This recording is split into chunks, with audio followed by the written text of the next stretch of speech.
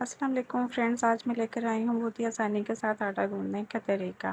یہ میں نے کپڑا لے لیا ہے، اس کے اوپر ہم پرات کو رکھ لیں گے تاکہ پرات ہمارے پاس سلپ نہ کرے۔ اور میں نے آٹا لے لیا اپنے حساب سے، اور اس کے اندر 1 ٹیبل اسپون میں نمک کا ایڈ کروں گی۔ آپ اپنے حساب سے کم یا زیادہ آٹا اور نمک کو کر سکتے ہیں۔ اور یہ ایک باؤل میں نے پانی لے لیا ہے۔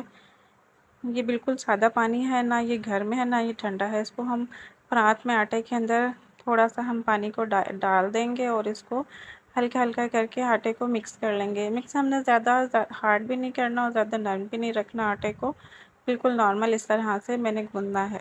جیسے میں گوند رہی ہوں اس طرح سے آپ نے گوندنا ہے۔ یہ دیکھیں اس طرح سے، بس اس کو ہلکا سے اس طرح سے مکس کر کے ہم سائڈ میں اس کو رکھتے رہیں گے اور تھوڑا تھوڑا پانی ڈال کے باقی کے بھی مزید آٹے کو ہم اسی طرح سے گوند لیں گے۔ جن بچوں نے نئی کوکنگ سٹارٹ کی ہے ان کے لیے آٹا گوندنا بہت زیادہ مشکل ہوتا ہے، تو آپ اس ویڈیو کو ضرور فالو کریں تو آپ کو بہت زیادہ آسانی ہو جائے گی۔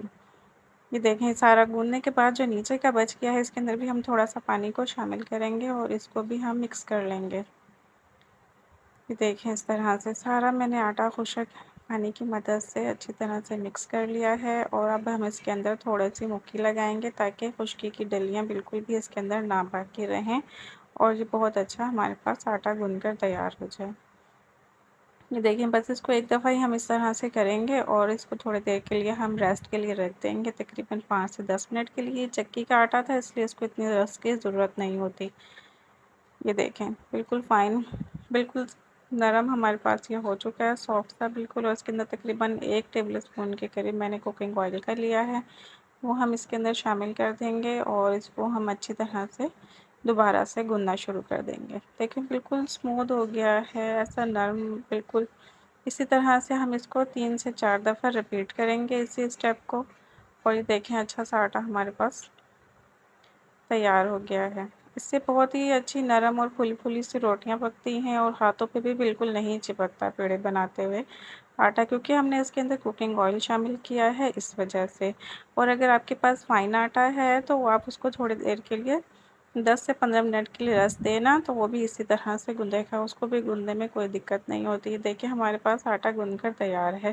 اس کو میں ایک باؤل میں نکال لوں گی اور تقریباً 15 سے 20 منٹ کے لیے فریج میں رکھ دوں گی ریسٹ کے لیے۔ اس کے بعد ہم اس کے پیڑے کریں گے اور اس کو ہلکا سا ہم آئل لگا دیں گے تاکہ اس کے اوپر ڈرائینس بالکل بھی نہ آئے، اور اس کو کور کر کے رکھ دیں گے فریج میں۔ یہ تقریباً 15 سے 20 منٹ اس کو ہو چکے ہیں۔ میں آپ کو اس کے پیڑے بنا کر دکھاتی ہوں۔ دیکھیں بالکل نرم آٹا ہمارے پاس گوندھا ہے اور میں نے ہاتھ پہ خشکا بالکل بھی نہیں لگایا ہے۔